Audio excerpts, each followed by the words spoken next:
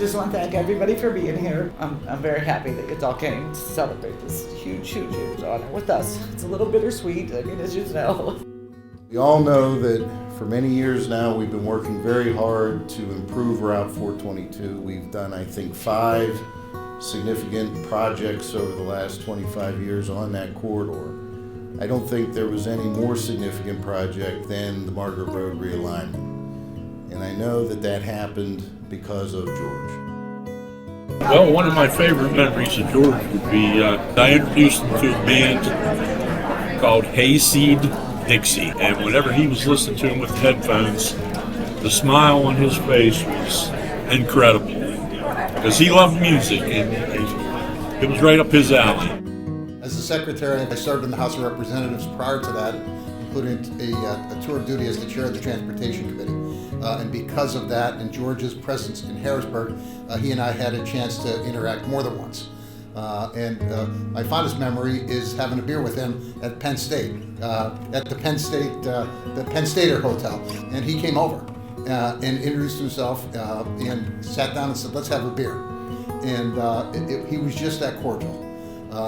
But I knew from my work in the House and from working with PennDOT across the state, the wide respect that he had across the entire districts of the state. What I knew of George was his amazing haircuts, his fun nature, and his loving way. He always felt special, like he cared for you no matter what, and he was just darling. Take you back to 1993. 2 things stuck out to me that I tell people about all the time when I think of George. First impressions. We get into the parking lot and there's a Jeep parked there. And Stuffy and I were talking about this earlier. I think it was one of the original CJ7s. And it was covered with mud. And I don't just mean mud. It was up the side, up the back, over the top, inside. So after that, we went out to the bridge. And it very soon became apparent to me that George was an expert in construction. And he was 6 years older than me, but I really felt intimidated. I thought, how does this guy know this much stuff about construction in such a short time? There were a lot of roads and bridges that probably wouldn't have been constructed in our district had it not been for George pushing to get those through.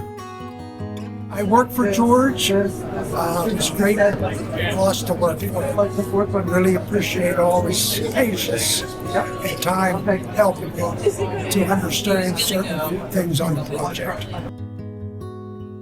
I've had the pleasure of working for George. With George, somewhere along the line, did become his right-hand man. In the county one day when George came in and said, "Have you ever thought of coming to Harrisburg?" And what it was he needed that trusted agent. He needed that right-hand person, somebody that he could talk to and share things with. And that meant a lot to me. But I'm very fortunate to be able to have that, that opportunity. He was helping us pour cement for school. We were excited for how good we have professional people here doing it, how great it was going to be. And right before we were ready to pour you guys out, just so you know, I don't actually pour the cement. I just know if it looks good afterwards. George is the best man ever, the best boss ever. I would say in all the years that I worked with George, I never saw him rattle. They talk about people managing their boss. And I would like to give George credit. He did an excellent job managing me. He'd come to visit. He just planned on it was going to be over. He never ran out of energy, and he just never grumpy or grouchy. I'm sure that he was. We always had snacks. We always did have snacks. We did. He was just always supportive to what was going on. Never was happy. We were out on a bridge deck down in Texas, and they were curing the water, and the temperature went down freezing. Hey, and George said, "Well, just send out a salt truck." And we're like, "What?" They know what a salt truck was, and he goes, "Send out some sand." They go, "We have to go to Galveston to get sand." And I was like, "All right, close the highway down." That was us, 2 Yankees down in Texas trying to get through it. Steffi, we're so proud for you. It's such a big day. He couldn't be here with us, but he is here with us. And so proud of you. We love you all very, very much. I remember Steph and I would drive to school together on 422, and there was construction, and we had to sit a little too long, and she jumped on the phone and called George and said, we're only supposed to wait for whatever minutes it was, 5 minutes, and we've been here for 20. And don't you know, as soon as we got off the phone, they flipped that sign like George had called to make sure that we got through. So that was a fun memory. I just love working for George. He set the standard for us at Tagalog and had a lot of fun. I knew George in 7th grade. He was the biggest nerd. We laugh about it, but it was a big heart. Just a big heart. The nicest guy you ever walked on his nerd. He came back after the 10th reunion. No one recognized him. He was drop dead gorgeous, buffed up.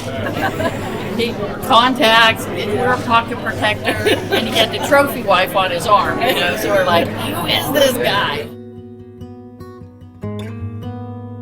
We had a lot of good times. I really enjoyed working with George. We used to have a pie contest every year. George won almost every year. George won almost every year, and then finally, me and my husband decided we needed a trophy.